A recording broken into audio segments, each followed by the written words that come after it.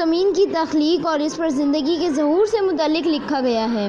اس مضمون میں پیش کردہ مفروضہ محض ایک قیاس ہے، اس کی کوئی ٹھوس سائنسی حقیقت نہ ہے۔ سر جیمس کہتے ہیں کہ یہ کائنات ہمارے تصور سے بھی زیادہ وسیع ہے۔ اس میں لاتعداد ستارے اپنے اپنے مدار میں گردش کر رہے ہیں۔ ان میں بعض ستارے اتنے بڑے ہیں کہ ہماری لاکھوں زمینیں ان میں سما سکتی ہیں۔ یہ ستارے کبھی بھی اپنے مدار سے نہیں ہٹتے۔ اگر یہ اپنے مدار سے ہٹیں گے تو بہت بڑی تباہی آئے گی۔ مصنف کے مطابق آج سے کروڑوں سال پہلے ایک ایسا ہی حادثہ رونما ہوا یوں کہ ایک ستارہ گردش کرتا ہوا سورج کے قریب آ دھمکا۔ اس کی کشش اتنی زیادہ تھی کہ سورج پر مادے کی ایک لہر ناقابل تصور حد تک بلند ہوئی۔ جو یہ ستارہ سورج کے قریب آتا گیا، مادے کی یہ لہر بڑی سے بڑی ہوتی گئی۔ پھر یہ ستارہ سورج سے دور ہٹنے لگا۔ اس کی کشش سے مادے کی یہ بڑی لہر ٹوٹ کر ٹکڑوں میں بٹ گئی اور یہ ٹکڑے سورج سے دور خلا میں جا گرے، مگر سورج کی کشش کے باعث زیادہ دور نہ جا سکے اور سورج کے گرد اپنے اپنے مدار میں گھومنے لگے۔ ان ٹکڑوں کو سورج کے سیارے کہتے ہیں۔ ہماری زمین ان میں سے ایک ہے۔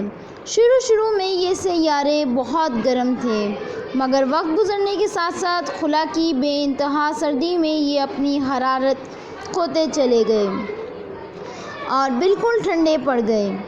اب یہ سیارے اپنی ساری حرارت سورج سے حاصل کرتے ہیں، مگر یہ مفروضہ حقیقت سے کوسوں دور لگتا ہے۔ بہت سے سوال پیدا ہوتے ہیں جن کا جواب مصنف کے پاس نہیں ہے۔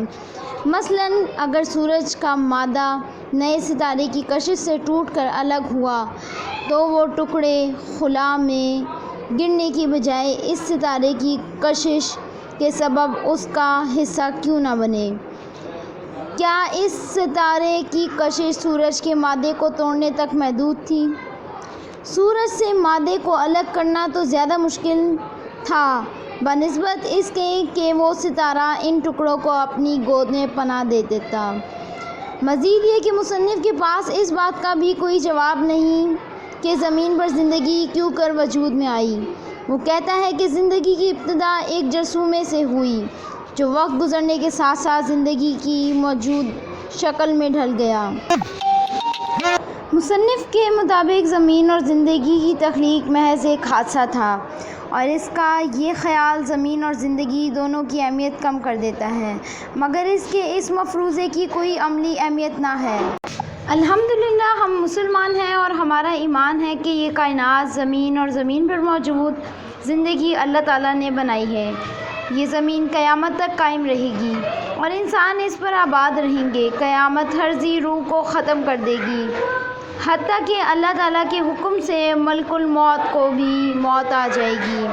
اس کے بعد اللہ تعالیٰ تمام انسانوں کو اپنے حکم سے دوبارہ زندہ فرمائیں گے اور پھر انہیں جزا و سزا دی جائے گی۔ نیک لوگ بہشت میں رہیں گے اور گنہگار جہنم میں۔ اللہ تعالیٰ ہمیں ہدایت دے اور جنتی بنائے، آمین۔